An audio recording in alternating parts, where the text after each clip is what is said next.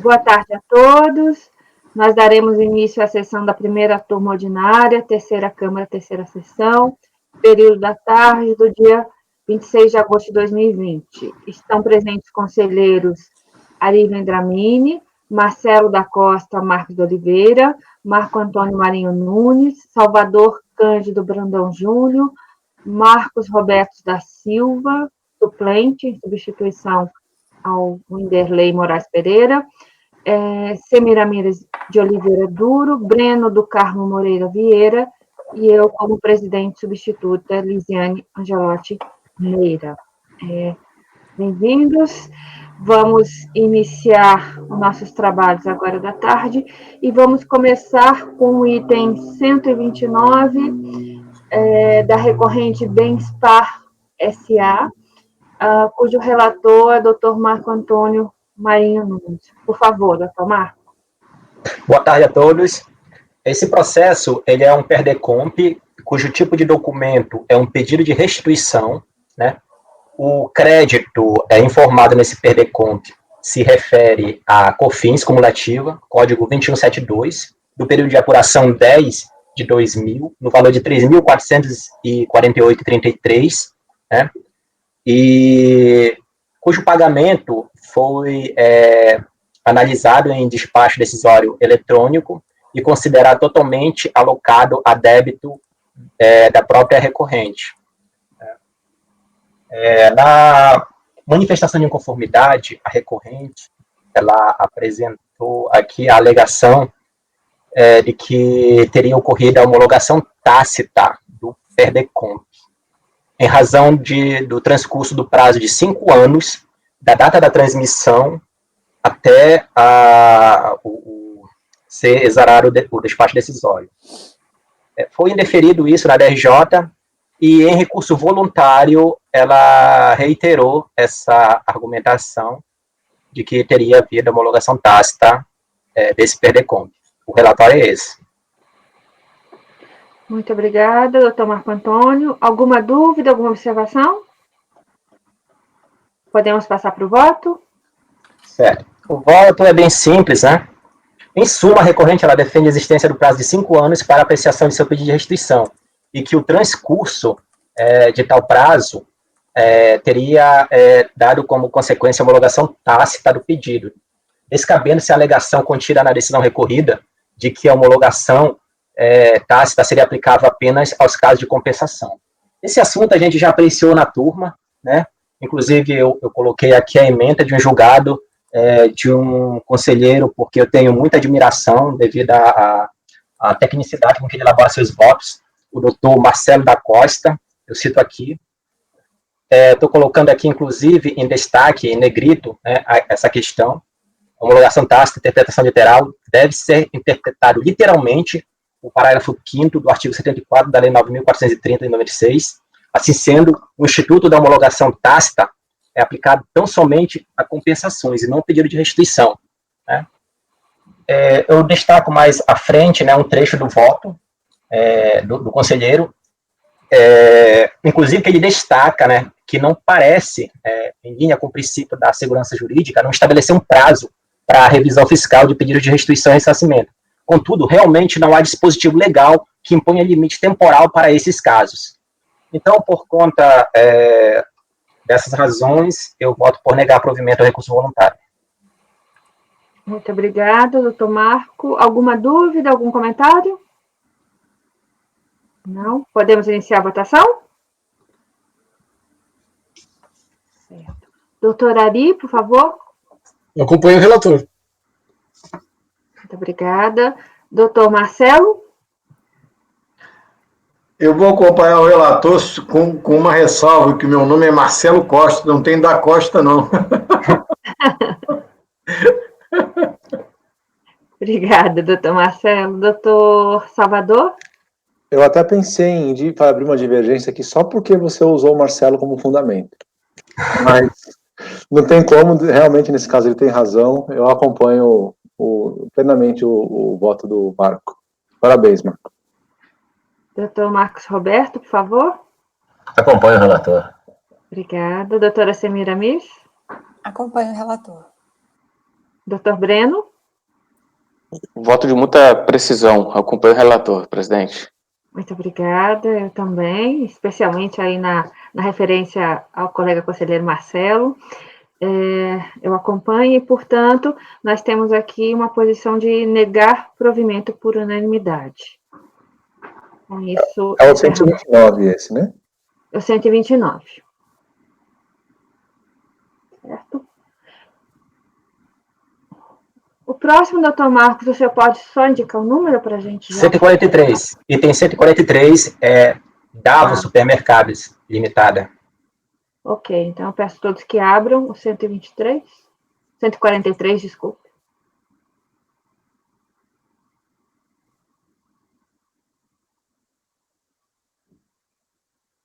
Não está abrindo aqui. Ok. Todo mundo conseguiu? Sim. Então, nós passamos agora ao relatório do processo de número 143 da pauta, cuja recorrente é Davos Supermercados Limitada. Só uma coisa, Salvador, os teus processos foram tirados de pauta? O MB? Não, nós antecipamos o marco, porque daqui a pouco vai voltar a obra lá, e a motoquinha volta e atrapalha. Outro marco. Eu tenho prazo de até 14 horas aqui para poder relatar. Porque lá eu moro menos, né? Então, aqui para nós vai ser 13 horas. Eu vou dar preferência a ouvir, eu já estou preparado aqui com o meu fone de ouvido para qualquer tipo de problema. Então, só para localizar o Marcelo, nós vamos começar pelo do Marco Antônio, depois vamos olhar o do Ari, que ficou vista da mesa, depois vamos do Breno, que ficou da sessão passada, e aí seguimos a ordem. Obrigado, presidente. Imagina. Então, por favor, doutor Marco Antônio, comece o relatório do item 143. Esse aqui também é um PERDECOMP, mas o tipo de documento aqui é declaração de compensação, né? O crédito aqui informado nessa declaração de compensação se refere a COFINS também, não cumulativo, 2172, do período novembro de 2002. O pagamento seria no valor de R$ 61.560,90, sendo pleiteado um pedaço desse pagamento como crédito, R$ 13.132,99. Né? Esse valor como crédito teria sido utilizado, né, também em parte, não todinho, R$ 12.779,93, para compensar débitos de PIS não cumulativo, conforme está aí no início do relatório. Geralmente eu destaco esses pontos, né, porque no meu voto, porque eu acho que facilita depois, quando chega na unidade de origem, para eles revisarem ou então aplicarem a decisão administrativa. Mas, para a gente aqui, essa parte dos débitos compensados não teria muita relevância. Bem, a DECOMP, ela foi analisada de forma eletrônica também, por meio de despacho decisório, e considerou que esse pagamento utilizado aí, que seria o gênese do crédito, teria sido totalmente alocado a débito da própria recorrente. Né? A recorrente, em manifestação de inconformidade, ela alega, primeiro, uma preliminar de nulidade, dizendo que ela não foi intimada previamente ao TD para esclarecer e para tentar ajustar aquilo que a Receita considera indevido. Né? E também, em relação ao mérito, ela diz que ela faz jus ao crédito porque houve uma retificação dessa DCTF em que reduziu o valor original declarado para liberar uma parte desse pagamento, justamente essa parte que ela utilizou como crédito no PERDECOMP. Né? A DRJ considerou a manifestação de inconformidade improcedente, né, e não reconheceu o crédito trazido a litígio. Em recurso voluntário, né, a contribuinte repisou essas alegações de que teria havido a nulidade do despacho decisório por falta de intimação prévia, né, e a questão lá meritória acerca do direito ao crédito. Além do recurso voluntário, posteriormente, no dia 2 de junho de 2020, né, após ter sido o processo distribuído para mim, A recorrente, ela ingressou com 2 petições, uma direcionada, senhora presidente, eu não sei se a doutora Semiramis está ouvindo o relatório. Semiramis? Acho que não. Doutora Semiramis? Então vamos ter que suspender um pouco. Congelou. Congelou. Deixa eu ver se ela mandou alguma mensagem.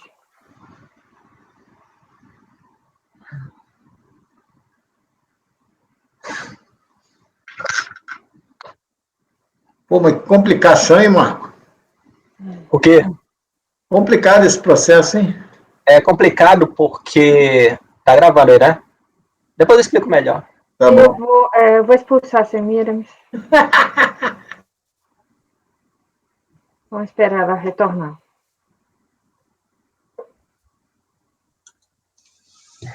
Esse período do início da tarde, ontem também tive uma séria dificuldade com o sinal de internet. Meu ficou oscilando bastante, quase que eu fui chutado aí por conta de baixo sinal. Deve estar acontecendo a mesma coisa com ela lá, aconteceu ainda há pouco também. Com o Marcelo travou um pouquinho. Esse horário do início da tarde parece que tem um mau fluxo. Uma curiosidade em relação ao nome do contribuinte, o e-processo traz o nome Davan, né? Mas, na verdade, o nome da Você perdeu empresa... o relatório? Eu acho que só a parte final, bem finalzinho mesmo. Tá, então... eu não sei até que parte a doutora Semira me acompanhou, mas eu posso fazer um resumo de tudo que eu já falei até então. É uma declaração de compensação... Só uma dúvida, Marco Antônio. Você continua gravando? Parou? Tem que recomeçar, Semira? Quando eu voltei, voltou a mensagem também. Mas eu posso pausar e começar de novo. Talvez seja bom, né? Só para... Não tem problema, por mim não tem problema. Só um minutinho, Marco Antônio, aí nós retomamos a parte final. Recording has stopped.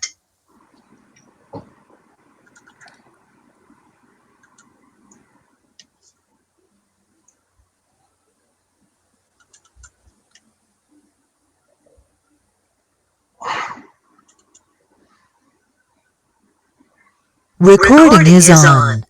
Pronto, obrigada. Por favor, doutor Marco Antônio. Eu começo do início do relatório? Não. Eu já entendi o caso, viu, Marco? Acho que dá para prosseguir. Tá bom, então eu vou na parte que ele entrou com a manifestação de inconformidade. Em síntese, na manifestação de inconformidade contra o DD que indeferiu, o despacho decisório que indeferiu a declaração de compensação, que não homologou a declaração de compensação, né, a recorrente alega que houve nulidade do despacho decisório pela falta de intimação, né, antes do despacho decisório, e também que houve a comprovação de seu crédito através da retificação de DCTF, né, do período respectivo, em que reduziu o débito originalmente declarado para liberar uma parte do pagamento efetuado, vinculado a esse débito. Então, foi isso. A DRJ considerou a manifestação de inconformidade improcedente e não reconheceu o direito creditório em litígio. Né? No recurso voluntário, a recorrente reiterou essas alegações de nulidade e de fazer jus ao crédito, bem como, posteriormente, como eu falei aqui, em 2 de 6 de 2020, ingressou com 2 petições, né, após o processo já ter sido distribuído para mim, uma direcionada ao próprio conselheiro relator, no caso eu, e outra ao presidente, enfatizando a questão da nulidade por falta de intimação prévia. Né? Então, basicamente esse é o relatório. Gostaria de saber se tem alguma dúvida a respeito para eu passar o voto. Alguma questão, colegas? Por favor, então, Marco Antônio. Certo. No recurso, a recorrente, ela divide o recurso tanto relativo à preliminar, a nulidade das decisões aqui, né, proferidas, por conta dessa falta de intimação prévia, né. Eu estou colocando aqui que ela diz que a unidade deveria tê-la intimado para que prestasse esclarecimentos sobre a retificação da DCTF, corrigisse a DECOMP, dentro do prazo legal, evitando com isso a produção de demandas ADRJ e SCARF, que ao não adotar esse referido procedimento, não lhe foi dada a oportunidade para que prestasse esclarecimentos sobre a retificação da DCTF. Diz que o que ocorreu foi que a autoridade administrativa desconsiderou o crédito informado na retificadora, né, considerando apenas a DCTF inicial, e que depois, que após essa sua retificação, não teve mais valor essa original, né. Diz que em nenhum momento houve, por parte da administração tributária, a determinação de intimação para que ela prestasse esclarecimentos. De acordo com o que determina, ela cita aqui 2 dispositivos, o artigo 844 do RI 99 e o artigo 7º da Lei 10.426 de 2002. Ela cita julgado deste CARF, né, que entende aplicável o caso, em relação à nulidade do lançamento, quando a autoridade fiscalizadora não concede prazo a contribuinte para esclarecer as questões. Ela menciona que a DECOMP trata-se, na verdade, de lançamento, ficando à mercê do órgão fiscalizador em ter sua compensação homologada ou não, seguindo o mesmo procedimento e princípios informadores do PAF, de acordo com o decreto 70235, não podendo ser ignorada a estrita observância à lei. Esclarece que, ainda que se queira considerar a fundamentação da DRJ de que o ônus de provar os fatos constitutivos do direito, né, seja da recorrente, este não foi aberto prazo para que apresentasse documentos comprovadores da retificação da DCTF que alterou seu direito creditário inicial. E destaca que o ônus não seria dela, e sim da fiscalização, né. Sustenta que as disposições do artigo 7º da Lei 10.246 de 2006 são cogentes e não facultativas da administração. Então, eu começo analisando, esclarecendo aqui que a alegação de retificação da DCTF e quanto ao ônus probatório é uma questão de mérito que será analisado mais à frente, na parte do mérito. Aqui será apenas analisada essa parte aí preliminar, né? Então, além das alegações postas no recurso voluntário, a recorrente apresentou 2 petições de idêntico teor em que reforça seus argumentos quanto à necessidade de prévia intimação ao despacho decisório que apreciou sua declaração de compensação. Essa questão ela foi bastante corriqueira no âmbito deste colegiado, sendo a jurisprudência consolidada na tese de que a falta de intimação prévia ao despacho decisório que aprecia a DECOMP não caracteriza cerceamento de direito de defesa. Aí eu cito aqui 3 julgados, né, em que eu dou ênfase ao primeiro aqui, de um conselheiro que merece muito meu respeito aqui e consideração, que é o conselheiro Marcelo Costa Marques de Oliveira. Ele fala assim, não se configura cerceamento do direito de defesa a falta de intimação ao contribuinte para se manifestar no recurso, no curso da ação fiscal, estando garantido seu direito de defesa com a ciência do lançamento por meio de impugnação, né?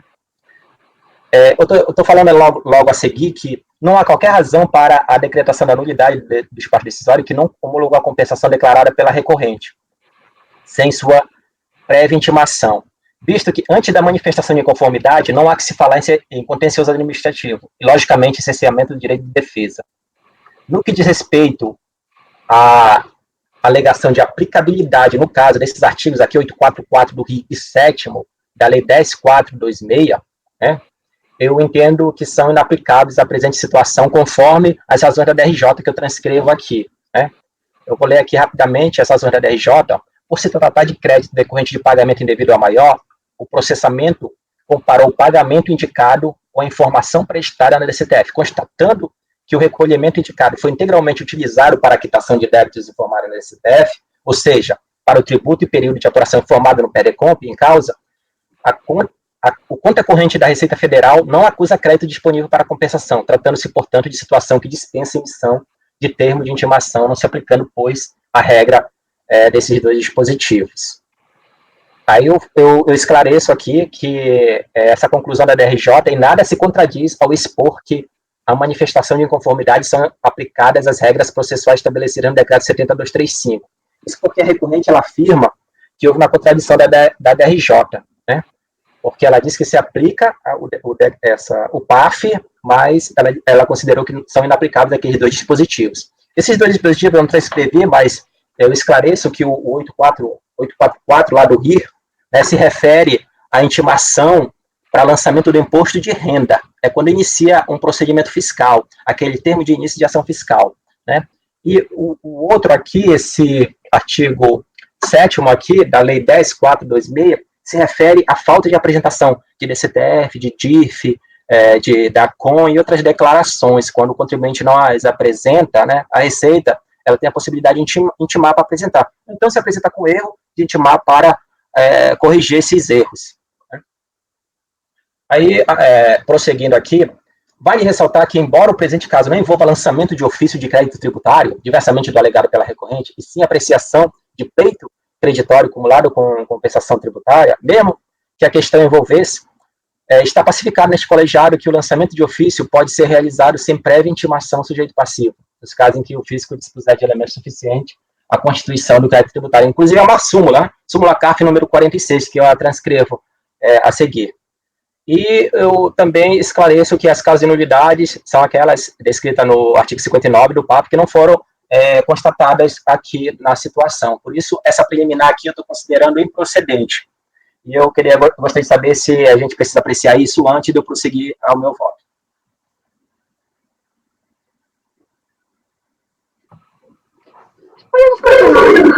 Certo. Bem, com relação ao mérito aqui, ela diz que o crédito, ela originou de um DAF, no pagamento de 61, 560 e 90. Na verdade, ela explica que ela realizou 7 pagamentos, né? Só que ela retificou a DCTF, reduziu o valor do débito originalmente declarado, né? E, lógico, que tem a diferença do crédito, que seria 13 mil e um pedaço aí. 13.132,99, né? Sendo que ela pegou esse crédito de um dos pagamentos. O pagamento no valor de, eu acho que de 61.560,90, isso. Então, dos 7, ela pegou um, ela reduziu o valor, de um ela utilizou. E desses 13 mil aqui de crédito, ela só usou 12. Ela demanda uma boa parte do recurso voluntário, esclarecendo essa situação, e esclarecendo como também ela compensou esse crédito, informando que ela atualizou os débitos lá do PIS, no acumulativo, de uma boa parte do tempo aí esclarecendo essa parte. Né? Aí, continuando aqui, ó. Ela assevera que o acordo recorrido manteve o entendimento equivocado da AERAD ao não considerar a retificação da DCTF. Entende que até mesmo de ofício, né, por ser uma atividade plenamente vinculada, a autoridade fiscal poderia ter corrigido o lançamento, né, a fim de ter o saldo credor pleiteado. Argumenta que, com as provas carreadas aos autos e com a planilha apresentada ao recurso voluntário, apurou valores a maior da COFINS, após a retificação da DCTF, as alegações do DAF, devidamente efetuadas nos períodos competentes, ainda existe razão para que não seja homologada a compensação. Não pode prevalecer a fundamentação, continua alegando, né, da autoridade julgadora de que a DCTF retificadora não faz prova do direito creditório da recorrente, em razão da carência de documentos que suportam a retificação, porque em nenhum momento do procedimento fiscal a recorrente foi intimada, ela enfatiza novamente a falta de intimação prévia, né? Ela afirma que na oportunidade que teve, juntou os documentos capazes de justificar seus créditos, fazendo sem provas reais dos atos por si praticados. Né? Aqui a enumeração, né, o elenco dos documentos que ela trouxe, cópia do PERECOMP, do DAF, da DCTF retificada do quarto trimestre, página 6168, planilha de apuração do crédito do PIS e COFINS e planilha de apuração do pagamento dos valores do DECOM. Afirma que se tivesse sido intimada, ela poderia ter sanado essa situação. Defende novamente a retificação da DCTF, né? E ela pondera ser inconcebível que se determine a contribuinte apresentar provas contrárias ao relatado pela fiscalização. Alega que a sua situação faz prova a seu favor e reitera novamente a nulidade. Então, ela, no mérito, reitera questões já das preliminares enfrentadas. Por isso, eu estou desconsiderando aqui logo nessa parte inicial aqui, ó. Informo que as alegações quanto à nulidade do espaço decisório da decisão recorrida, bem como em relação à ausência de intimação da recorrente, prévia ao espaço decisório, encontram-se apreciados no tópico precedente, razão pela qual não tecerei aqui demais considerações a respeito.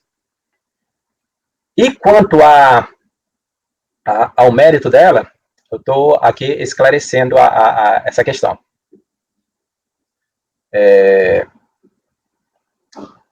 Em síntese, a recorrente afirma que seu crédito decorreu de pagamentos indevidos ao Amaro Cofins, período 11 de 2002, no valor de R$ 61.560,90, sendo o pleito de R$ 13.000, usando em suas compensações que apresentou da STF retificadora do correspondente período, em que reduziu o valor do débito da Cofins para liberar o saldo de R$ 13.132,99.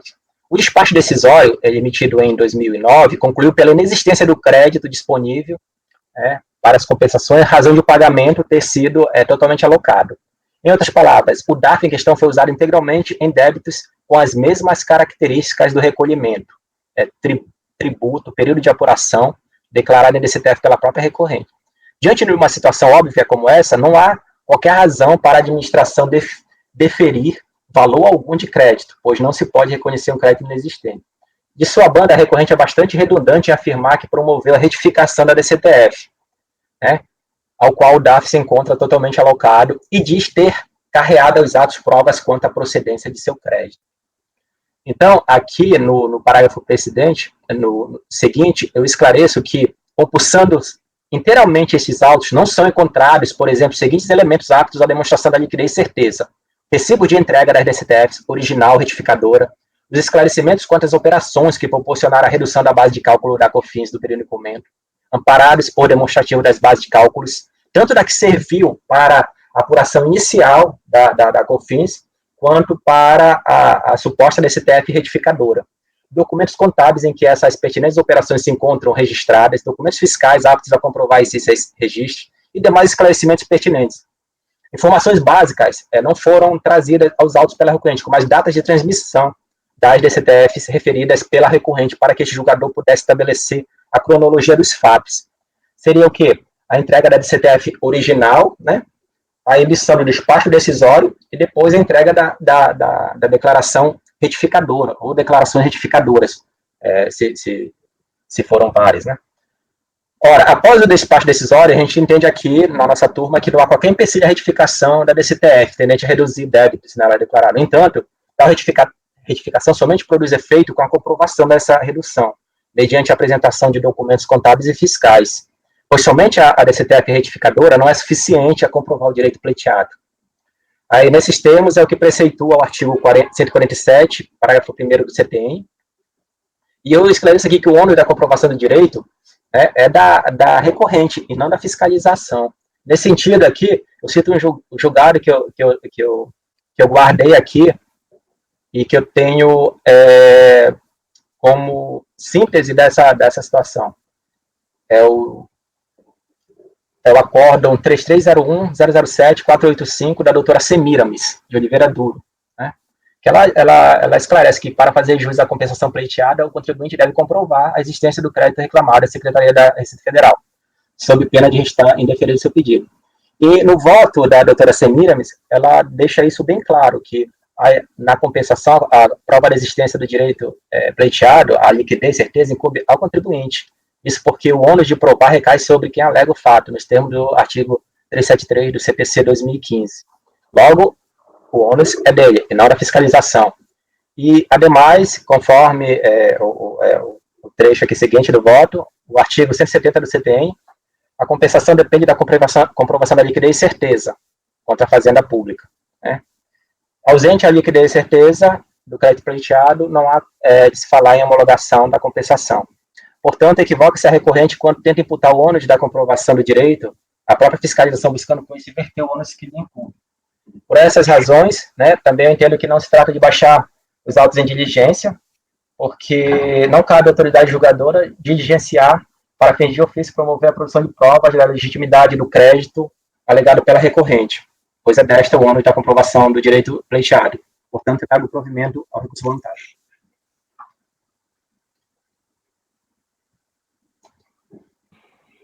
Muito obrigada, doutor Marco. Então, basicamente, foram rejeitados os preliminares e, quanto ao mérito, foi negado o provimento. Alguma observação, algum comentário? Não? Podemos iniciar a votação? Doutor Ari, por favor. Parabéns, Marco. Acompanho o relator. Muito obrigado. Doutor Marcelo?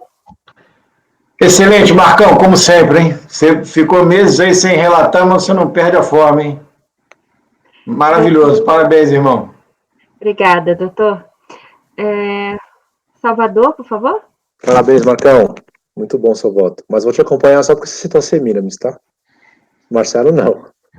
Acompanho. Eu tenho boas referências aqui na turma, né? Então, é sempre bom, né, relembrar esses votos. Doutor Marcos Roberto, por favor? Acompanho o relator. Obrigada. Doutora Semiramis? Acompanho o relator, parabéns pelo voto, não porque você citou o meu acordo, mas porque o voto está muito completo e analítico, parabéns. Obrigada. Doutor Breno? Presidente, acompanho o voto extremamente didático. Parabéns, Marcão. Obrigada. Eu também acompanho. Marco Antônio, parabéns pelo voto e pelas referências aos dois colegas. Muito, muito didático, muito bem feito. Parabéns. Então, aqui, por unanimidade de votos, foram rejeitadas as preliminares e negado o provimento no mérito. Ok. Bom, o próximo agora é o do doutor Ari. Doutor Ari, Presidente, os seguintes são repetitivos ligados a esse, né? Ah, sim, desculpe, é verdade. Itens 144 até 154. Não, desculpa, 153. Isso.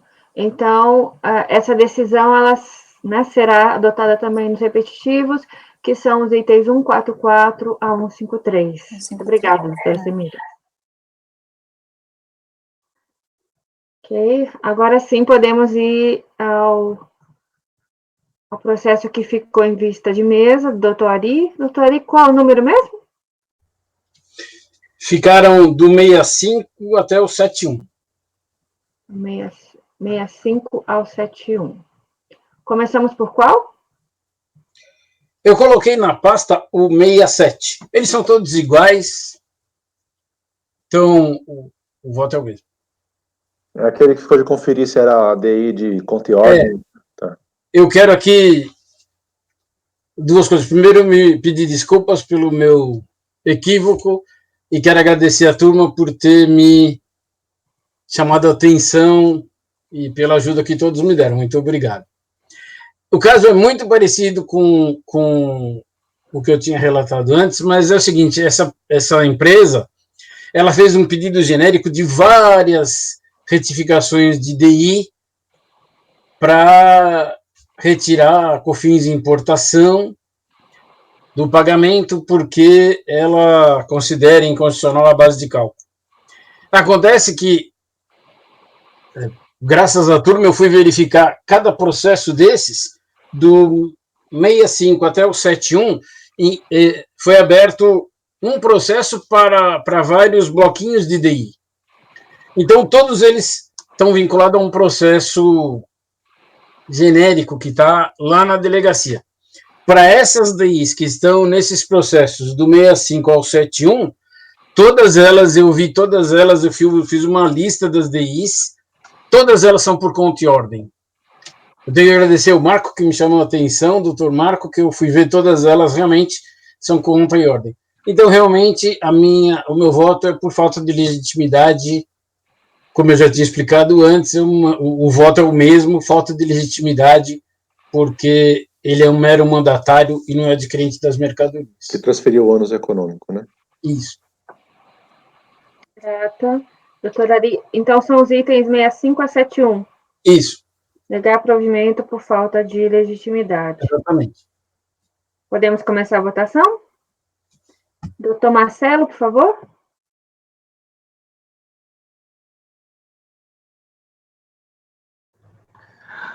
Muito bom, Ari, parabéns. Com o relator. Obrigada. Doutor Marco Antônio? Com o relator. Obrigada. Doutor Salvador? Com o relator. Grata. Doutor Marcos Roberto? Com o relator. Obrigada. Com o relator. Com o relator, né? Doutora Semiramis? Partindo da premissa do processo anterior, que eu entendo que é legitimado o importador, independente de ser conta e ordem, etc., do mesmo jeito que ele, na minha concepção, sendo contribuinte, ele tem direito a pleitear um indébito, então, obviamente, ele tem direito também de contestar a base de cálculo de tributo. Então, aqui eu abro divergência no provimento. Obrigada. Doutor Breno? Eu acompanho o relator, presidente. Obrigada. Eu também acompanho o relator. Então, nesses itens 65 ou 71, fica a decisão de negar provimento por maioria, sendo o voto divergente da posição divergente da doutora Semiramis.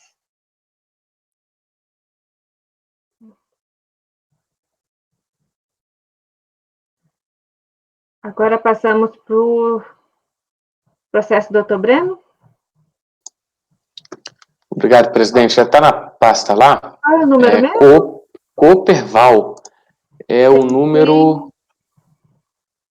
é o número 111, presidente.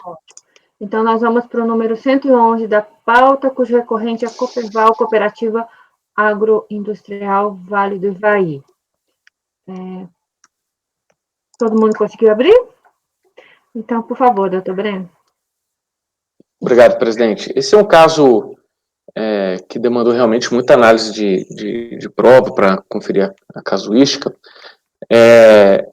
Ele decorre de impugnação julgada improcedente em sua manifestação exordial, em decorrência de ação fiscal desenvolvida junto à empresa, onde foi lavrado auto de infração, pelo qual se exige o recolhimento de PIS, em questão de tributo de ofício, em decorrência da desconsideração de atos cooperativos.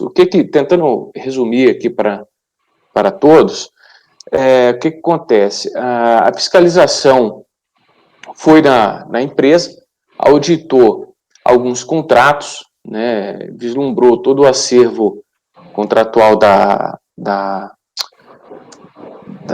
recorrente, perdão, e pegou ali 2 exemplos em que foram detectadas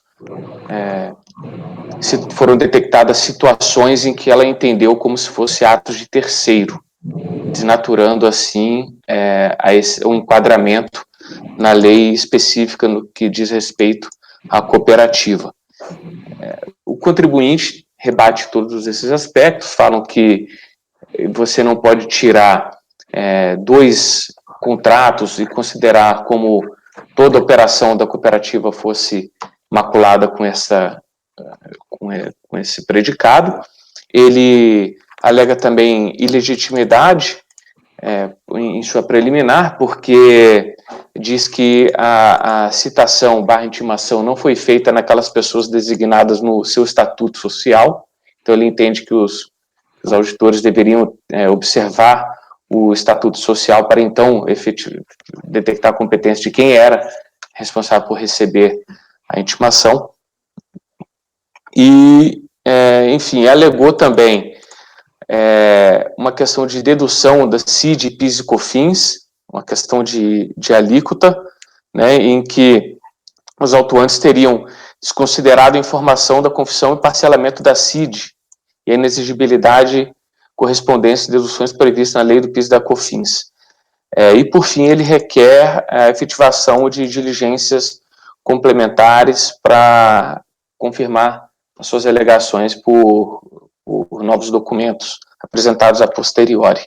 Como falei para vocês, a DRJ negou todos os aspectos, de forma que o recurso voluntário aborda os mesmos temas exibidos na impugnação. Preliminarmente requer a nulidade de intimação por ausência de legitimidade. No mérito, reclama pela reforma do acordo da DRJ, haja vista a natureza correta de seus atos cooperativos. Apresenta argumentos inerentes à atividade cooperativa, em especial os contratos por ela firmados. Aborda ainda equívoco no pagamento da CID combustível, qual poderia deduzir do PIS e da COFINS devidos na comercialização no mercado interno. Por fim, requer seja deferida a efetivação de diligências aptas à avaliação do seu acervo probatório. Esse é o relatório, presidente. Eu tive já adiantando para os colegas, como é muito documento, enfim, eu olhei realmente um a um,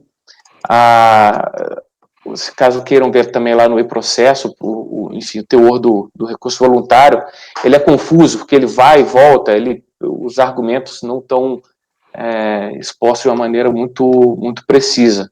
Então, eu tentei resumir aqui da melhor forma e estou apto a esclarecer eventuais dúvidas dos colegas. Relatório, presidente. Muito obrigado, doutor Breno. Alguma observação, alguma dúvida? Só um esclarecimento, doutor Breno, só para eu entender. Ele, pelo que eu entendi aqui no seu relatório, ele fez um contrato de parceria com os cooperados, é isso?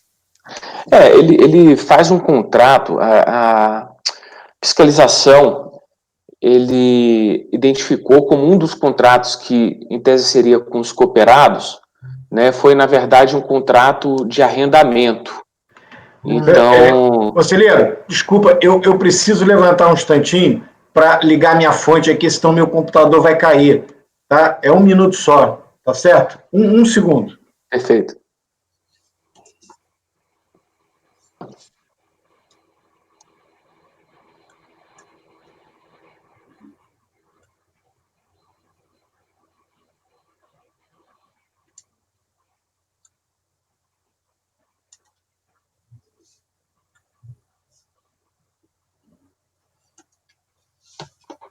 Obrigado, desculpa, doutor Breno. Imagina, doutor Marcelo. Então, Ori, foi questão mesmo de entender que o contrato foi feito, na verdade, seria de arrendamento, né, e pago de uma maneira regular. Então, ele, inclusive, a fiscalização, mais para baixo eu descrevo um trecho do acordo da DRJ que ela demonstra isso, que, inclusive, a regularidade do pagamento, né, e a forma de pagamento se assemelhou a um contrato típico de arrendamento. Então, a questão é essa. Não, mas só para fixar aqui, por conta disso ele foi desclassificado como cooperativa? Isso, esse ato em específico com relação ao PIS. Por ele aluga um terreno para produção de cana, e eu vi até aqui que a remuneração do arrendamento é independente da produção, e tinha até uma questão fixada com a soja, ele estava plantando cana, enfim. Mas foi para desclassificar como ato cooperado, é isso? Isso, exatamente. Perfeito. Obrigado, Salvador. Obrigado. Ari está sem voz. Eu toquei errado. Obrigado, doutor Breno, pelo esclarecimento. Foi isso que eu agradeci. Obrigado. Perfeito. Podemos Posso ler, presidente? Por favor. Sim, está. Vamos. A preliminar, eu rechaço de imediato, né? Não há nenhuma previsão legal de que o recebimento dessa citação, intimação, tenha necessidade de respeitar o estatuto social da cooperativa. Fosse assim, viabilizaria toda e qualquer ação do fisco, em todos os casos, que o auditor fiscal teria que ir lá e antes de fazer qualquer procedimento, ler todo o estatuto social da empresa. Então, quanto ao mais, isso daí, como bem ressaltou pela DRJ, se até mesmo na portaria se pode receber essa comunicação do fisco, quanto ao mais os diretores, que foi, salvo engano, foi o diretor financeiro que recebeu. Então, alegar ao contrário disso, inclusive, malfere os preceitos de boa-fé objetiva. Então, rejeita preliminar, presidente. Eu acho que podemos votar junto, novamente. Posso votar? Tá jóia. No mérito, como eu estava explicando agora há pouco ao doutor Salvador e ao doutor Ari, a fiscalização ela foi realmente foi bastante diligente na avaliação do conteúdo contratual, né? Então, conforme demonstrado no TVF, o contribuinte procedeu com a contratação de fruição de áreas rurais visando a exploração produtiva da própria cana-de-açúcar. Nesse cenário, a remuneração pelo uso da terra restou fixada em 2 instrumentos contratuais, como bem exposto pela DRJ. Aí eu trago um trechinho da DRJ em que isso daí resta de forma bem clara, né? Então, a autoridade fiscal entendeu como desvirtuada a sistemática do ato cooperativo. É isso porque o pagamento pelo uso do solo não teria qualquer vinculação à colheita ou ao tipo de plantio. Em outras palavras, o valor era pago independentemente de haver ou não produção, bem como, por vezes, plantava-se cana quando a remuneração pelo uso da terra era fixada e paga com lastro na soja. Em contrapartida, o contribuinte sustenta que dois contratos não maculam um universo global das operações por ele realizadas, né? A despeito dessas alegações, não vejo como encampar essa perspectiva do recorrente. Por óbvio que a rotulagem classificatória do contrato não necessariamente vincula o seu conteúdo, né? É de se observar estritamente o conteúdo em detrimento da forma, especialmente naqueles contratos típicos, ou seja, previstos na norma, cada qual com suas particularidades. Aliás, essa é a vertente encampada pela doutrina civil majoritária, no sentido de verificar a essência do instrumento jurídico para então determinar qual sua adjetivação e enquadramento no arcabouço designativo codificado. Dito isso, endosso as conclusões alcançadas pela fiscalização e, consequentemente, chanceladas pela DRJ.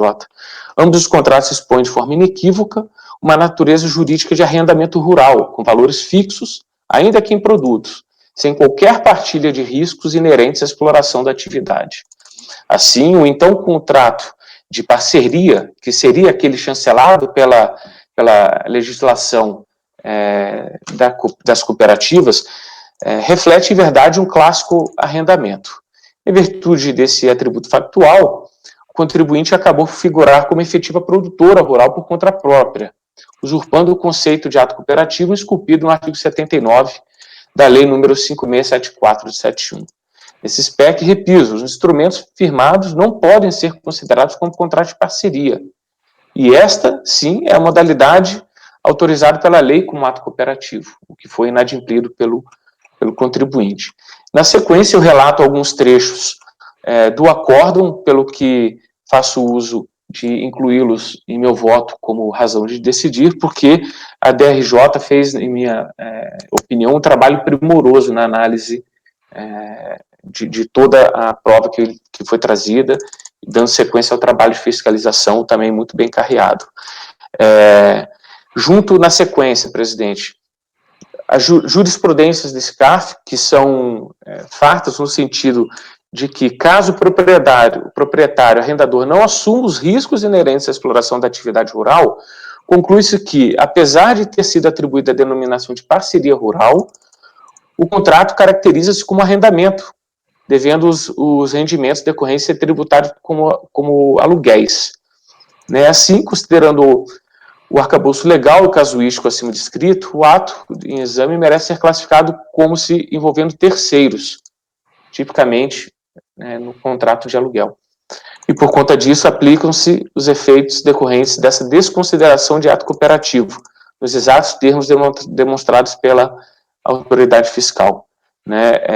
E eu faço questão de ressaltar que esse posicionamento da autuação não se erigiu em forma alguma em presunção, mas sim uma criteriosa avaliação de todo acervo probatório e a correta interpretação da essência em detrimento da forma.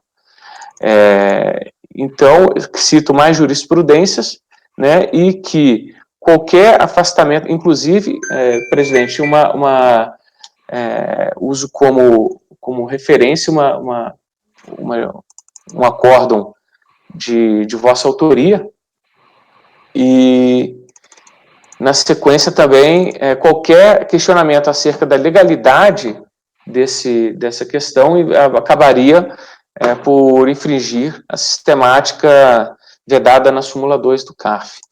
Com relação a CID combustível, é um caso extremamente apresentado de forma extremamente complexa, confusa, perdão, e nota-se claramente que o que o recorrente busca é realizar a compensação dos valores. Contudo, não fez uso dos instrumentos aptos para tanto, cujo trâmite inicia-se necessariamente com a apresentação de decomp, nos exatos termos exigidos pela Receita. Essa instrumentalidade é essencial e indispensável ao feito, especialmente depois de 2002, quando esse procedimento não foi mais permitido diretamente na contabilidade, né? Então, lhe foge não só isso, como a violação expressa aos ditames de liquidez e certeza. E, por fim, o pleito adicional de diligências, eu afasto também essa alegação, porque, como se observa, o PAF seguiu com absoluta rigidez e observância os preceitos normativos que o regem. Assim, entendo que o contribuinte, pela necessidade adicional de produção de provas, deveria tê-lo feito ao longo do deslinde processual, quando oportunizada tal faculdade. Em outras palavras, inadimplido o ônus probatório, durante toda a instrução processual, queda-se descabida qualquer diligência adicional. Então, jurisprudência nesse sentido também não falta, razão pela qual eu concluo por negar provimento ao recurso voluntário. Presidente, esse é meu voto. Muito obrigada, doutor Breno. Alguma dúvida, alguma observação? Por favor, Marcelo.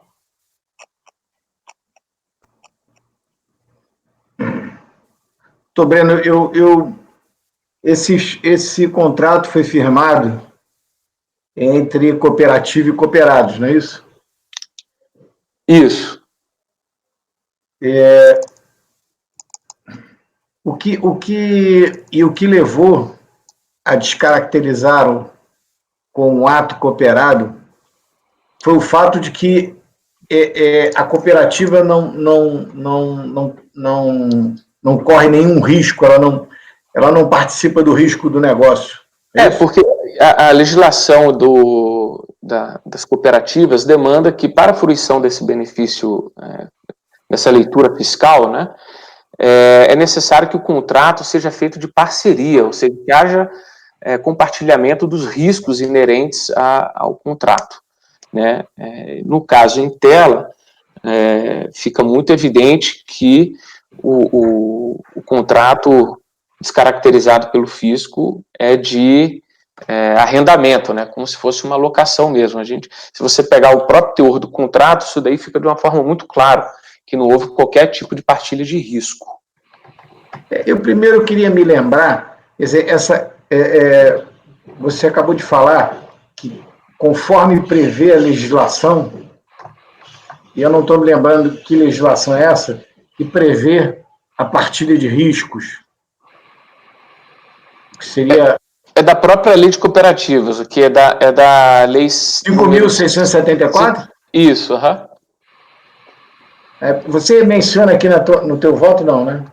Menciono, positivo. Não, você faz referência, mas não transcreve ela, não, né? Não transcrevo. Foi, inclusive, uma falha minha. Vou ver se eu... É o artigo 79, é isso? Da lei 5.674?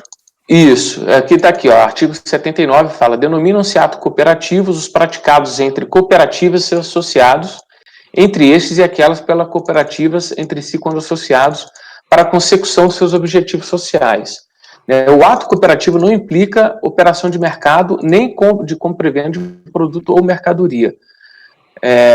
Esse artigo representa a essência mesmo do que é o ato cooperado. Tá? Então, a fiscalização vê que, na minha opinião, corretamente, que esta operação carregada pelo contribuinte, ela foge desses preceitos do que é um ato cooperativo em si. Eu estou procurando aqui, mais específico, para ver se eu transcrevo, inclusive, Marcelo, a questão do aluguel, tá? A gente vê que a jurisprudência do CARF, especialmente na segunda sessão, que basicamente já tem jurisprudência que sobra nisso. Eu acho que eu entendi o que você quis dizer. Quer dizer, a inteligência desse artigo 79 aí, tá, levaria à conclusão de que há de se partilhar os riscos, né? O que não ficou claro para mim aqui, aí eu estou querendo chegar à origem disso, é essa questão de não partilhamento dos riscos. Ele fez o arrendamento da terra É porque tem algum lugar aqui, e aí eu me perdi um pouco, eu fui tentando te acompanhar. É porque ele Houve fez algum lugar aqui em que você disse que o valor desse arrendamento seria variável, não?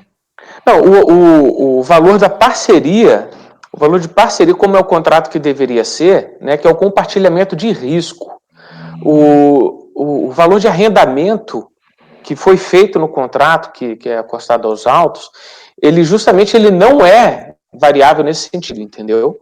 Ele é feito de parcelas fixas, aí o que muda é a forma de pagamento, né, com soja, enfim. Acho que o argumento que eu fiz com o Cristian do risco é de... Você desligou. Só um segundinho, Salvador. Então, você chegou agora, o Breno, onde eu estava querendo chegar. Quer dizer, ele paga, o arrendamento ele é liquidado, ele é firmado lá atrás numa quantidade de mercadoria. Isso, exatamente. E o correspondente em reais. Exatamente. Ele sofre alteração de acordo, porque é uma commodity, ele sofre uma alteração de acordo com o preço de mercado. Então, na data do pagamento, vamos supor, ele recebe 10 quilos de soja ao valor da soja na data do... Não, ele recebe ele recebe, os valores são fixos. Os valores são fixos. Mas é fixo em quantidade de mercadoria, porque eu já vi esse tipo de contrato. Eu já vi esse tipo de contrato, inclusive numa experiência profissional minha do passado, porque eu sou muito velhinho, eu já passei por tudo quanto foi canto, mas eu aqui no CARF, eu vi um contrato desse em que os agora eu perdi o nome, não é incrementos agrícolas, não, insumos agrícolas, agora eu perdi o nome, eles eram adubos e outros insumos para a produção rural. Havia um contrato entre o produtor rural e o industrial, né? E esse contrato seria liquidado assim. Eu te vendo hoje esse insumo agrícola, ele hoje vale R$100. R$100 hoje equivalem a 10 sacas de soja. Aí, na data do pagamento, se a soja tivesse caído, ele ia pagar o preço da soja. Então, isso indiretamente é uma forma de partilha de riscos. É aí que eu estou querendo chegar. Eu estava querendo me lembrar, eu não me lembrava de na lei do cooperativismo, na lei geral do cooperativismo, eu não me lembrava de uma previsão legal que estipulasse regras para a parceria rural, por isso que eu estava lhe perguntando. E esse foi o primeiro ponto, eu realmente não lembro. Se houver, eu não estou me lembrando. Pode ser até que haja, que memória não é comigo. E segundo, é o seguinte, se a gente tem um recebimento com base na variação de mercado do produto, né, isso não deixa de ser algum risco, não deixa de ser. É claro que você vai dizer o seguinte, não, o risco para mim é, por exemplo, dar uma praga na plantação, né? O arrendador perde tudo e o arrendatário, né? Perdão, o arrendatário perde tudo e o arrendador não perde nada. É isso que eu estou entendendo que você está me dizendo, tá? Porque o arrendador, o máximo que ele pode perder é a variação negativa da cotação do produto. Aí eu queria confirmar se eu entendi. É isso mesmo? O máximo que ele pode perder é a variação negativa, uma eventual variação negativa na cotação do produto na data da liquidação do arrendamento? Marcelo, eles nem entram nesse detalhamento, tá? Isso nem foi aventado pela defesa e o acórdão, pelo que eu consegui ver aqui, pelo que eu consegui entender dos termos fixados no contrato, em que eu não percebi que sejam contratos aqueles que a doutrina civil classifica como contratos aleatórios, Eu, inclusive, chamo a atenção aqui na página 8, amigos, se você puder. Lá tem um primeiro trecho lá que eu transcrevi do acordo da DRJ, que começa com ora, se a disciplina. Lá no final fala assim, nos contratos sob exame não há partilha. Eis que a incerteza alegada produz interesses contrapostos. O produtor espera que o preço da soja e da cana despenque no momento do pagamento, enquanto que o arrendador deseja o exato oposto. Aliás, de acordo com as cláusulas pactuadas, o resultado do empreendimento é indiferente. Aí é que eu chamo a atenção. Aliás, de acordo com as cláusulas pactuadas, o resultado do empreendimento é indiferente para o proprietário da fazenda, que receberá o rendimento acordado independentemente da colheita. Ou seja, eu acho que aqui, uma vez que não há previsão de vinculação do valor do pagamento à produção efetiva. Nitidamente, portanto, não há parceria. Eu entendo, Marcelo, que do jeito que ficou exposto aqui, pelo menos na minha leitura, não há essa vinculação, como você falou ali, da oscilação dos preços de commodity, enfim. Pelo menos não me pareceu, sabe? Não me pareceu ser esta questão, não.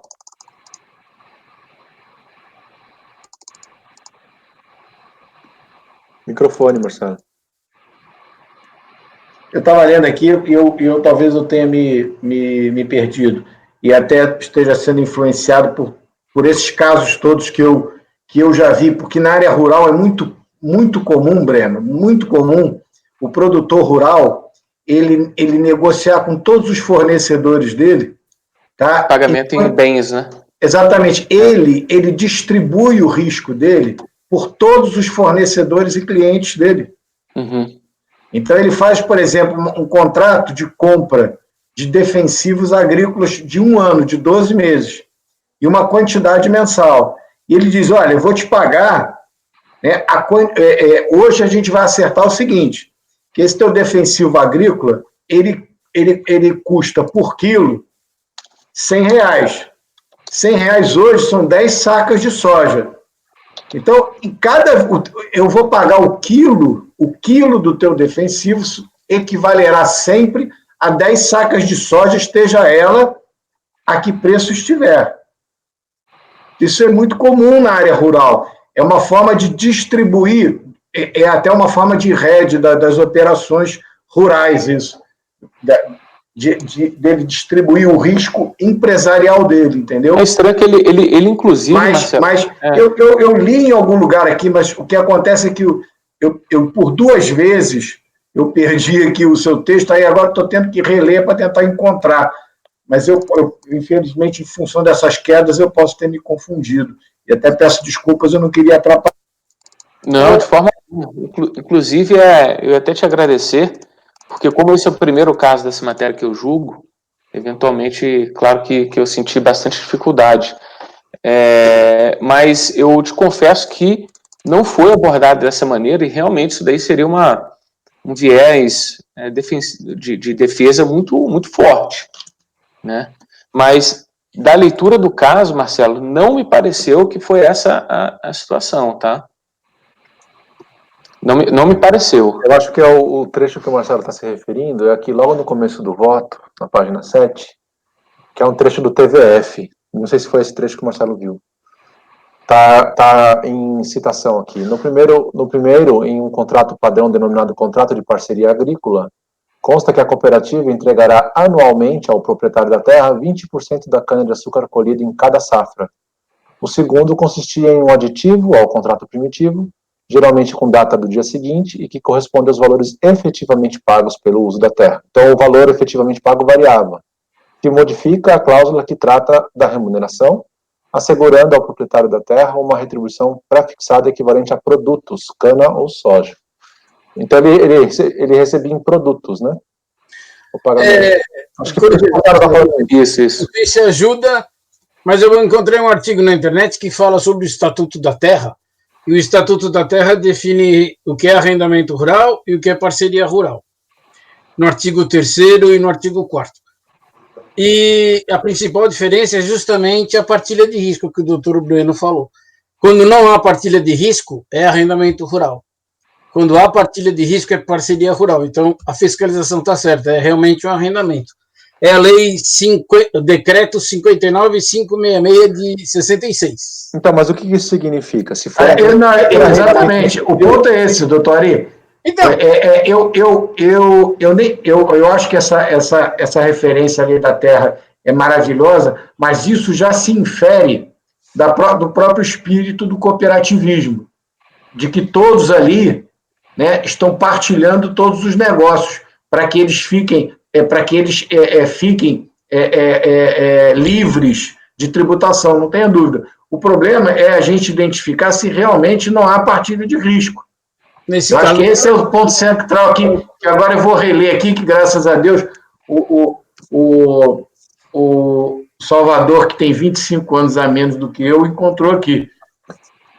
Não, é só para entender o que significa. Porque, assim, se for arrendamento mercantil. Desculpa, arrendamento mercantil. Ó. Se for arrendamento da terra, o que isso significa? Significa que por si só não haverá compartilhamento de risco e por isso não será um ato cooperativo, porque o artigo 79 diz que ato cooperativo não implica operação de mercado. Então significa que arrendamento da terra seria uma operação de mercado, se não for com risco compartilhado? É isso que significa? Isso, foi isso que eu entendi também, Salvador. O risco é todo do produtor e não do arrendatário. E não do arrendatário. Né? Então, mas isso afasta o ato cooperativo? Isso afasta ser ato cooperativo? Sim. É ato comercial. Essa é a ideia, né? O dono da terra nunca perde. Quem perde é o produtor que está arrendando a terra. Né? Não, mas de acordo com essa citação... O valor fixo. Não, mas é que se... Eu estou tentando aqui, tem um aditivo, o Ari, diz que ele entregará 20% da cana colhida. Se não tiver cana nenhuma, ele não recebe nada.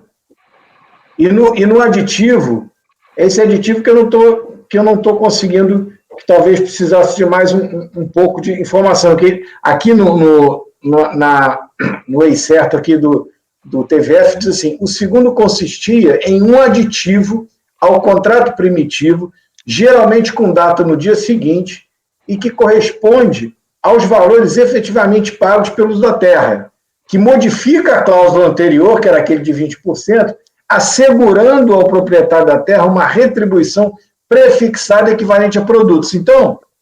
É prefixada, pois é. Perfeito, mas olha só. Então, aparentemente, no contrato original, se batesse uma praga e ele perdesse tudo, a cooperativa não levava nada, ponto. Isso seria flagrantemente um contrato de risco, isso seria flagrantemente assunção de risco, ponto. Porém, ele foi modificado por esse aditivo. Aí, nesse aditivo, ele diz o seguinte, que não tem jeito da cooperativa não receber nada. Perfeito.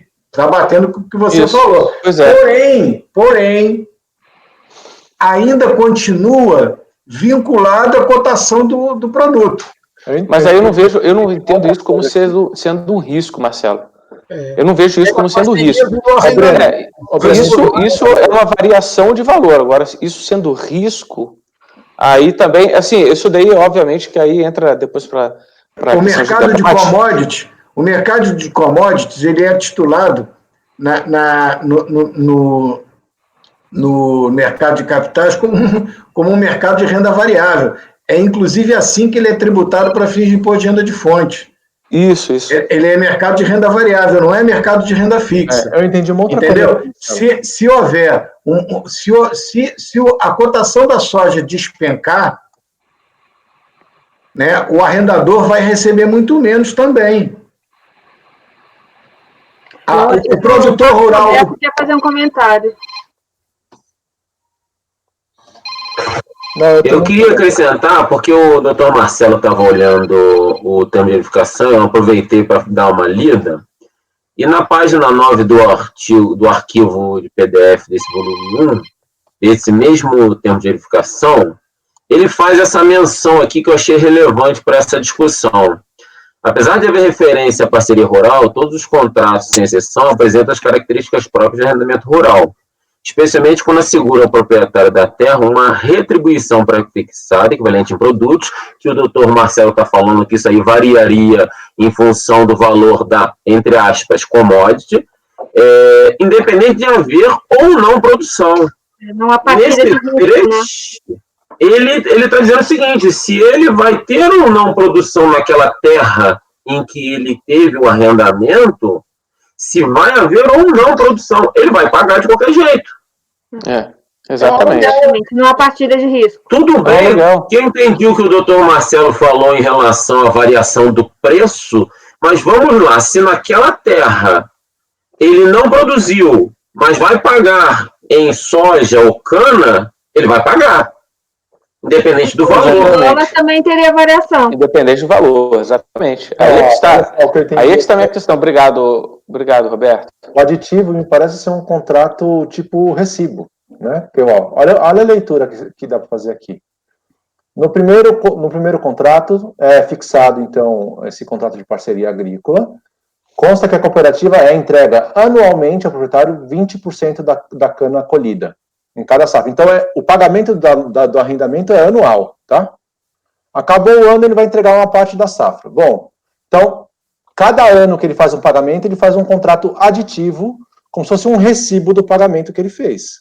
E aí vem assim, o segundo consiste em um aditivo ao contrato primitivo, geralmente com uma data do dia seguinte ao pagamento, e que corresponde aos valores efetivamente pagos pelo uso da terra. Se está falando de valores efetivamente pagos, é porque esse valor efetivamente pago é totalmente variável. Que modifica a cláusula que trata da remuneração, assegurando ao proprietário, aqui que está o ponto que acho que o Breno está bem colocando. Há um mínimo de retribuição, me parece, assegurando o proprietário da terra uma retribuição pré-fixada que me parece ser um mínimo, né, equivalente a produtos em cana ou em soja. É o mínimo. O quantum, né, que aí é a questão do que significaria, então, o risco. Risco é ganha nada ou ganha tudo. Né? Você quantificar o risco, aí que eu acho que seria o grande X da questão, igual o Roberto bem mencionou, de que, poxa, ele pode não produzir nada, né, pode perder tudo, porém, ele vai ganhar, ainda que seja aquele mínimo daquela quantia lá.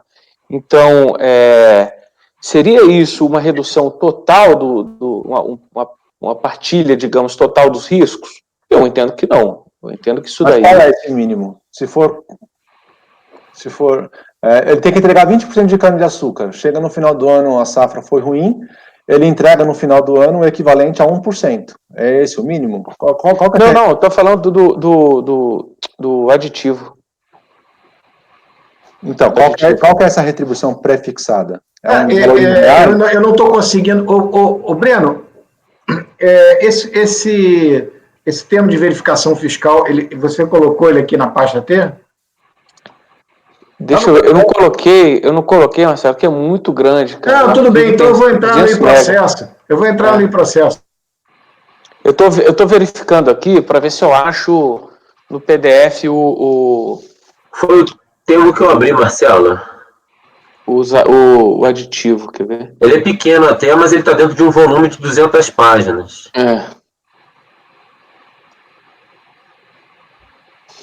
Eu vou lá no processo para olhar. Pode abrir o volume 1, então, lá no e-processo. Você vai ver o termo de verificação, ele é logo no início do... vai até a página 9 ou 10.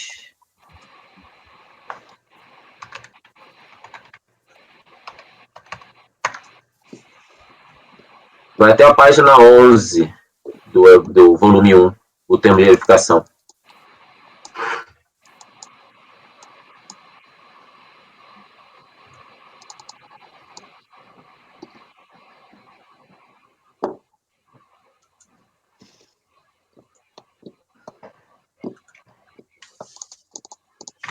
Aqui, ó, Salvador, ele fala aqui, ó, no primeiro aditivo, tá, cláusula 8ª. Parceiro outorgado pagará aos parceiros outorgantes, como contraprestação pelo uso da terra, observadas as condições estabelecidas na cláusula 4ª do contrato original, uma cota à parte da produção decorrente da parceria contratada, que fica fixada em 45 toneladas de cana-de-açúcar por ano safra, por alqueire contratado, a ser pago conforme o disposto nos parágrafos da própria cláusula. Enfim, aí vai. Entendeu? Fica fixada. Roberto, é no segundo assim, volume? Não, está fixada uma cota, né? Fixada uma cota, ou seja, ele não há risco dele perder, entendeu? É volume 1 ou 2? 1. É a página 104 do processo. 103, 104 do processo. Não, eu tô falando pro Marcelo o TVF. Ele tá logo no iniciozinho. Tá logo no iniciozinho, no volume 1. Mas eu vou dar uma olhada no contrato também. O contrato aditivo está na 103, 104. E o que ele faz referência? Que ele fala a referência dos parágrafos da cláusula 8ª. Tá logo antes ali. Tá.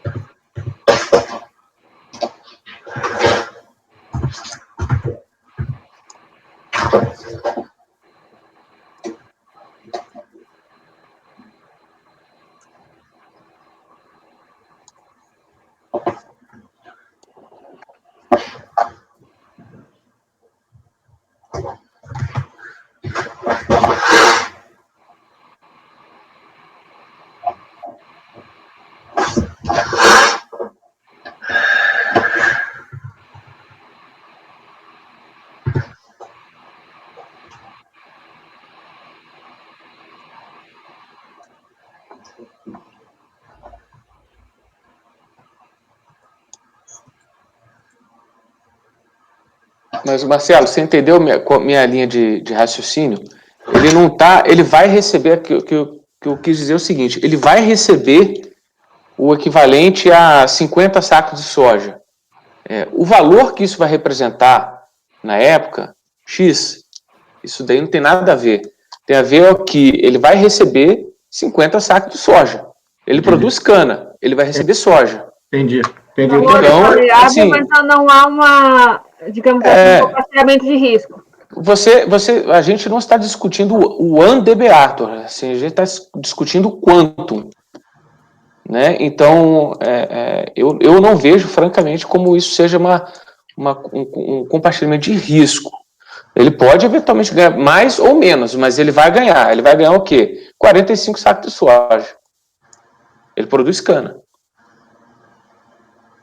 Tá? Então, eu acho que esse argumento pode ser nesse sentido aí. Na página 87 também tem o contrato também de parceria. Ele disse ser contrato de parceria. Então, eu estou aqui na tal cláusula 8 do contrato de parceria, que é o contrato principal, né? Cláusula 8ª. Que está nas folhas 102 do processo. Espera aí. Um minutinho. Não, 102 não. Nas folhas 99 do processo. Se eu pegar o PDF, o primeiro volume, é a página 99 do PDF.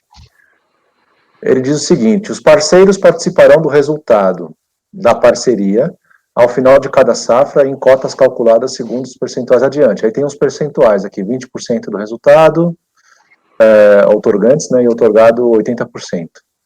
Então, o arrendatário ele tem que pagar 20% da sua produção para o arrendante, né, o locador. Aí tem aqui um parágrafo de prestação de contas,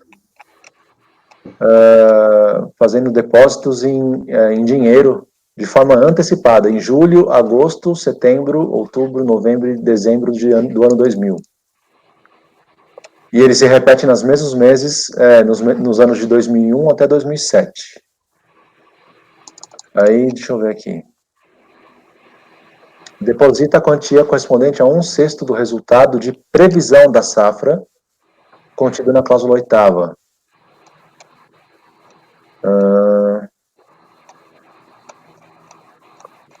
Está falando que recebe um volume de dinheiro em razão da safra. Depois eu vou ver o aditivo. Porque o aditivo previsão da safra, não é nem da safra. Não, é como antecipação, né? Depois se confirma. Então, mas ele tem que pagar antes. Isso, ele tem que antecipar esses valores, e depois no final do ano ele faz o ajuste. Faz o imposto de renda por estimativa, né? Faz o ajuste. Eu não sei se no ajuste, eu duvido, né? Por isso que eu tô tentando ver aqui. Mas não estou tendo nenhuma informação que, caso a safra seja negativa, vamos dizer assim, se o arrendador vai devolver alguma coisa. Eu não... Vamos ver. Porque depois, Salvador, o aditivo lá, na página 103, ele retifica essa cláusula 8ª. Então, mas ele fala dos parágrafos, não fala? Que ele vai ser feito o pagamento de acordo com os parágrafos. Eu estou lendo os parágrafos aqui. Essa que eu falei que tem antecipação dele pagar 1/6, quer dizer, valores em julho, agosto, isso é tudo em parágrafo. Ele permanece inalterado os demais parágrafos. Isso, então, né? Isso que mesmo. eu acabei de ler aqui, que ele antecipa mensalmente. Isso, são os parágrafos. É um parágrafo. Não tem previsão, se perder a safra, não tem que pagar nada, não tem Então, acho que se tivesse uma previsão assim, dizendo que se no final do ano ele perder a safra, ele não deve nada. O terreno tem que, o arrendador tem que devolver o que foi pago antecipadamente, né? Ele tem que pagar de qualquer jeito, mesmo que ele não tenha colheita. Você reparou também que esse aditivo eu vi de outro processo e nesse também. Ele sempre foi feito no dia seguinte. Tem porque ele faz um contrato em que coloca aqueles dois valores ali e no dia seguinte ele faz o aditivo. Ele já faz essa alteração. Isso aconteceu agora nesse, que foi 1º de julho, aditivo dia 2, e no outro processo que eu vi acima, no outro contrato que eu vi acima, foi a mesma coisa. No dia 14 e no dia 15 ele fez o aditivo. Então ele fez alguma alteração aí. Ele fez alguma alteração aí nesse valor, nesse contrato, sempre no dia seguinte. Ou seja, no meu entendimento, ele não está falando, porque você mencionou ainda há pouco que o aditivo é para quando fosse do pagamento. Não é. E sim só mais uma cláusula contratual alterada. Pelo trecho que estava ali do TVF, parecia que toda vez que houvesse o pagamento, haveria um aditivo para confirmar o que foi pago e para fazer as retificações do que falta, se não falta, ou alguma coisa assim. Foi o que eu tinha entendido daquele trecho que está ali.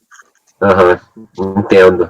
Mas eu olhando o contrato, eu entendi que, na verdade, não se refere à parte relacionada a pagamento, quando ocorreu o pagamento, né? No auto ele diz que essa alteração no dia seguinte, né, e que retira o risco do proprietário e que garante esse pagamento. E que em todos os contratos que estão aqui indicados, essa alteração foi no dia seguinte. E que o pagamento independe de produção. Fica bem claro que tem uma renda mínima mesmo para cooperativa. É o que eu acho, Ari. Foi o que eu achei também. Foi minha interpretação. A cooperativa não quer saber se o produtor vai ter produção ou não. Ela quer receber a parte dela. Aí deixa de ser cooperativa, que significa atuar conjuntamente, né? Na verdade, eles passam a ser partes diferentes de um contrato. Que não é essa operação conjunta, cooperação. Desbalanceia o equilíbrio contratual. Está fixado em 45 toneladas de cana por área contratada, né? 89 alqueires. Então daria 4.005 toneladas de cana por ano de safra. Foi fixado aqui um valor fixo. Fixado um valor fixo. Descaracterizou, né? Foi determinado previamente o valor. Então, a minha dúvida, isso torna isso, então, uma operação de mercado, ou isso desfaz ele como ato cooperado mesmo assim? Eu entendo que sim, concordo com o doutor Brenner, porque a cooperativa vira um proprietário da terra, ela ganha sem trabalhar. Outra coisa, Salvador, Oi. Presta atenção, eu estou aqui no PDF, eu estou procurando aqui, existe, além, eles têm além do preço, eu acho que há um primeiro fator de risco seria a cotação da cana-de-açúcar, porque aqui é medido em cana-de-açúcar e o contrato é de cana-de-açúcar. Não tem aquele problema de ser cana-de-açúcar e soja, não, tá? Esse aqui não tem. E tem um segundo, que é uma equivalência, quer dizer, um preço fixado também em ATRs. Eu dei uma olhada agora na internet, eu descobri, a ATR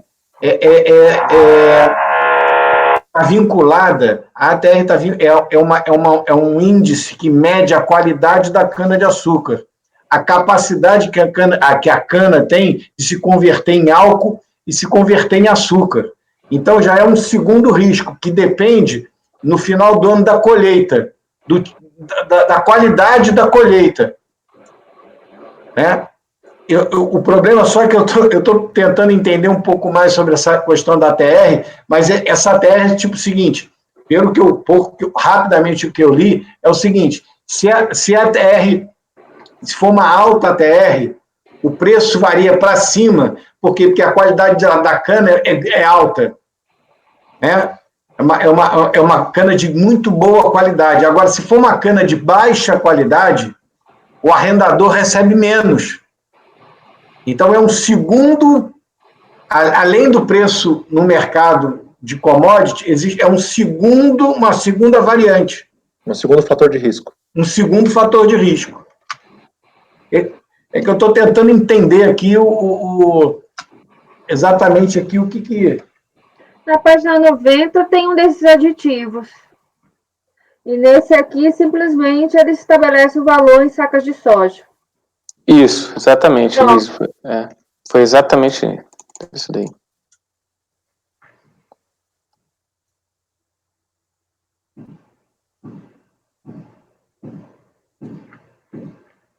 E nada mais.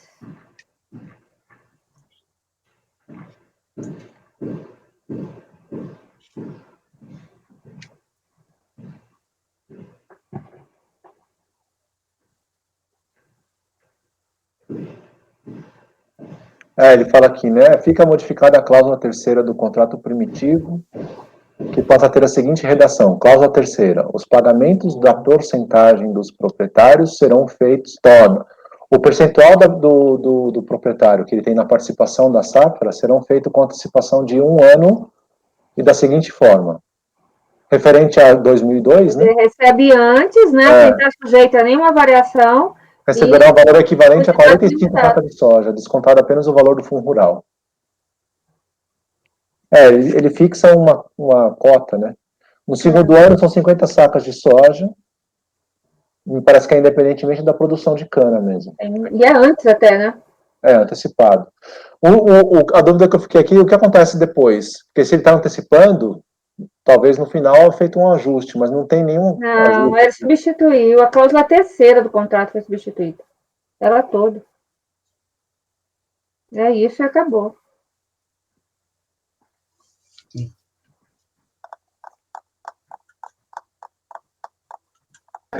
Não me parece que seja isso assim, não. Eu acho que ele tem uma quantidade anual e ele recebe antecipações, só que no final ele faz uma conta geral, quanto é que eu devo pela cotação agora. Não é pagou e acabou, não. É isso que eu estou querendo procurar. Não a leitura, principalmente em se tratando de variação de preço.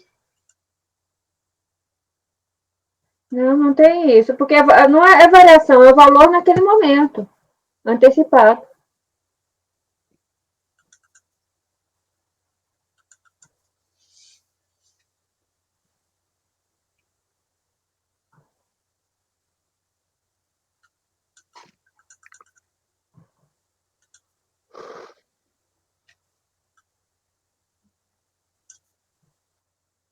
A cláusula terceira do contrato primitivo, tá na página 87, ele fala assim: a parceria outorgada, né? Parceira outorgada, que é quem vai cultivar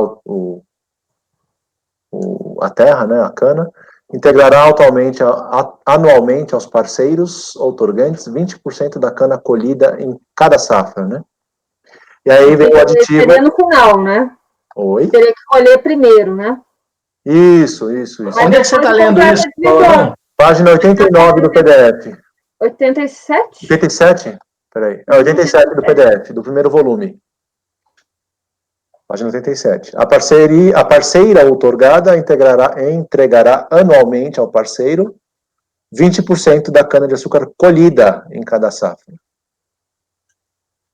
Aqui, né, aqui nós teríamos cooperativa. Depois mas nos subsequentes, nos aditivos, né? Aí vem o aditivo. Que a doutora Lisiane leu. Aí no aditivo ele modifica a cláusula terceira para dizer: no primeiro ano, que é 2002, você vai pagar 45 sacas de soja. No segundo ano, você vai pagar 50 sacas de soja. E o valor da soja será o valor médio da cotação fixada no Coamo, Cocamar, Cocari, sei lá o que é isso, apenas descontado o fundo rural.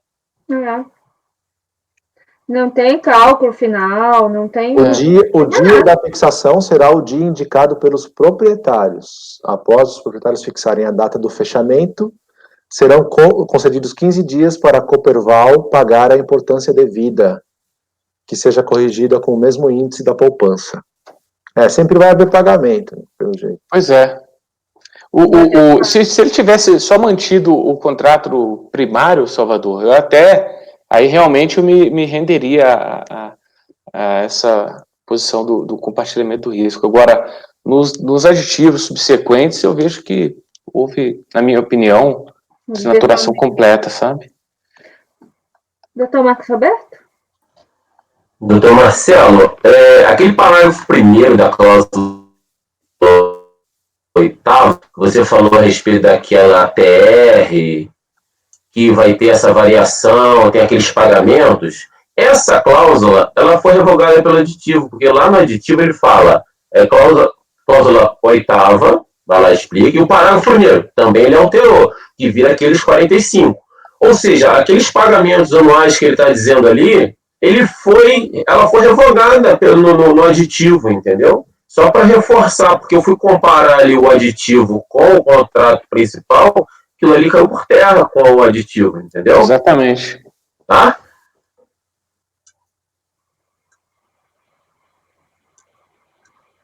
Não tenho dúvida, mas eu acho que a ATR é um índice do mercado. Não é possível que eles não adotem todo o mercado da cana-de-açúcar, de produção de cana-de-açúcar, utiliza essa unidade. Não é plausível a gente imaginar que, eles estão fazendo diferente, estão botando um outro índice ali, que sei lá o quê. Não, ele não coloca índice, ele mantém aquele 45 toneladas por hectare, ponto. Acabou. Se chega ao valor, ele indica também, pelo valor da cooperativa.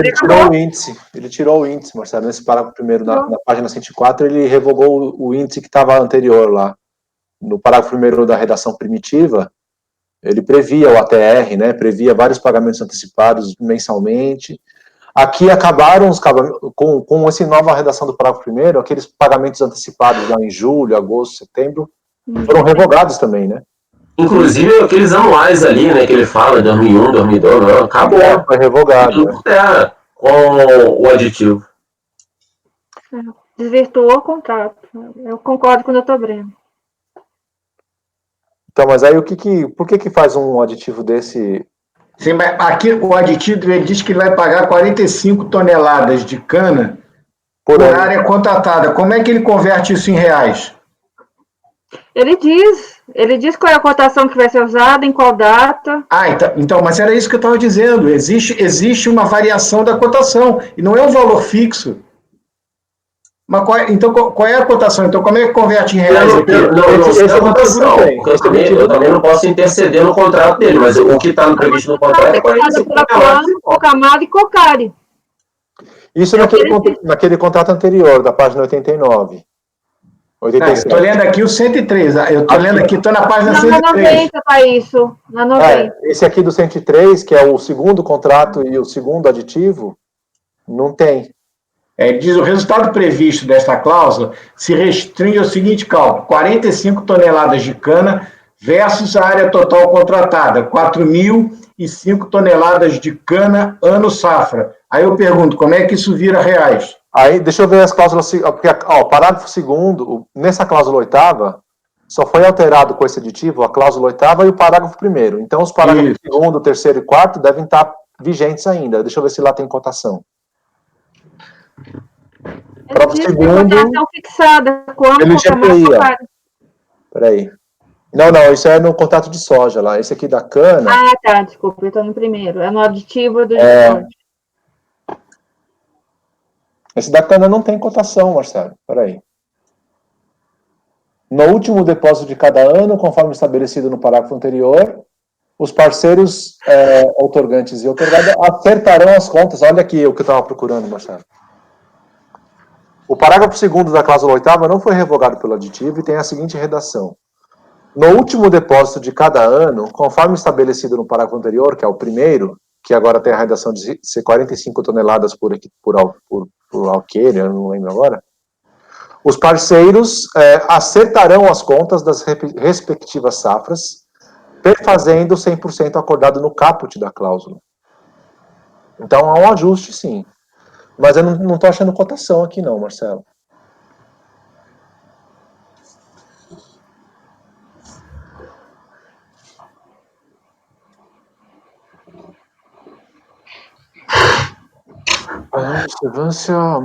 Mas nesse ajuste não está claro que se não tiver safra, o produtor vai receber de volta o que pagou. Não está claro, verdade. O que ele pagou fica lá na cooperativa e pronto. Não tem nenhum lugar do contrato dizendo assim, se não tiver produção, exatamente, o adiantamento. Ele adiantou sem produzir. E aí ele continua sem produzir, mas ele não recebe de volta o que ele pagou. Gente, mas a cláusula 8ª, aqui vocês estão na página 103, né? Na verdade, quando ele altera a cláusula 8ª, ele revoga os parágrafos automaticamente, não fica... Não. Fica o segundo, terceiro e quarto fica, né? Não, ele só alterou o caput, né? Só o caput e o parágrafo primeiro. E o parágrafo primeiro. Os outros ele manteve que embaixo desse aditivo ele fala que se mantém os demais parágrafos. É o caput, tá.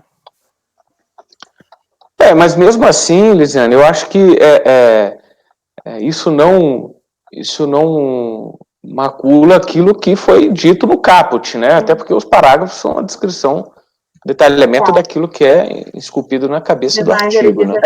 Nessa nova cláusula 8ª não tem o parágrafo. Não tem parágrafo sem artigo. Aquele outro lá anterior... Que a gente Mas Salvador, me diz uma coisa. Presta atenção. A gente tem que interpretar um contrato, você que é doutor das leis, né? A gente interpreta o contrato de acordo com o nosso ordenamento jurídico. Então, se o contrato está fixando um valor em cana-de-açúcar e a conversão, a gente tem que inserir isso no contexto, exatamente, no contexto. No dia do pagamento, você converte pela cota em bolsa, talvez. Exatamente. Mas isso não caracteriza parceria, não há, né, um trabalho conjunto, nem uma distribuição, uma parceria nos lucros. Nos lucros não, nos riscos, né? Nos lucros, sim. Ele tem aquele valor garantido, então... Isso, pois é. Caracteriza. O que está claro aí é o seguinte, se o produtor perder a safra dele, ele continua tendo que pagar a renda mínima lá para a cooperativa. Me parece que sim. O problema são os aditivos, eles mudaram a natureza jurídica do contrato. Ele não se livra de pagar esse adiantamento, ele não recebe de volta. Não. Fica lá, é uma renda da cooperativa.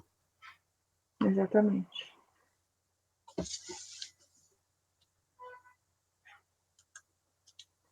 Então, gente, vocês acham que dá para a gente caminhar para a votação? Acho que por mim, sim. Eu tô pronto. Vamos lá, então? Só um minutinho que eu estou terminando de ler uma coisinha aqui. Só um minuto.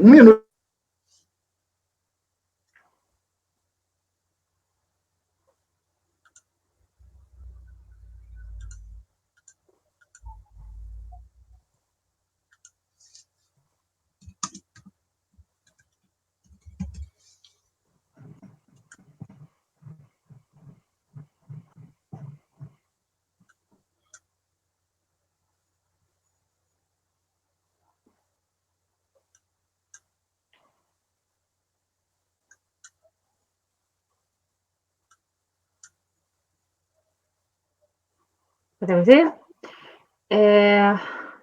Então, o voto do doutor Breno foi no sentido de rejeitar as preliminares e negar provimento ao recurso voluntário. Doutor Ari? Eu acompanho o relator e parabenizo pelo voto, está muito bem claro. Parabéns, doutor Breno. Obrigado, Ari. Realmente foi bem trabalhoso, amigo. Confesso que realmente. Mas eu concordo com a sua conclusão e suas análises. Parabéns. Doutor Marcelo? Doutor Breno, parabéns, acompanho o relator. Obrigada. Doutor Marco Antônio? Excelente voto, parabéns, doutor Breno, acompanho. Obrigada. Obrigado, Marcão. Doutor Salvador? Eu também vou acompanhar o Breno. Eu achei bem esquisito esses aditivos aqui, viu? Alterando completamente a forma de pagamento e de parceria, o que desconfigura completamente o contrato primitivo. Enfim, eu vou acompanhar assim o Breno. Parabéns, Breno. Acho que é muito difícil esse caso que você pegou aqui. Obrigado, Salvador. Obrigada, Salvador. Doutor Marcos Roberto? Eu acompanho o conselheiro Breno, ele realmente foi bem detalhista ali na análise dos contratos que foram apresentados pela fiscalização. Parabéns mesmo pela análise e pela profundidade. Parabéns. Valeu, amigo. Obrigada, doutor Marcos Roberto. Doutora Semira Miss? Acompanho o relator também. Obrigada. Eu também acompanho o relator. Parabéns, foi visivelmente um trabalho hercúleo. Então, a nossa decisão é por unanimidade de votos em negar provimento ao recurso voluntário. Isso, rejeitar a preliminar. Rejeitar a preliminar e negar provimento. Obrigado, presidente. Obrigado aí, viu, Marcelo, também pelos comentários aí agora, porque para o próximo até já fico mais atento, faço um voto melhor também nesse aspecto. Para mim foi muito bom também a discussão do Marcelo. Então, um oráculo de Delfos. Valeu, Marcelo. Continuamos ou vocês Fala querem... português comigo, cara. Fala português comigo. Passamos para o próximo ou vocês querem 5 minutinhos do Mago? 5 minutinhos? Então, tá bom.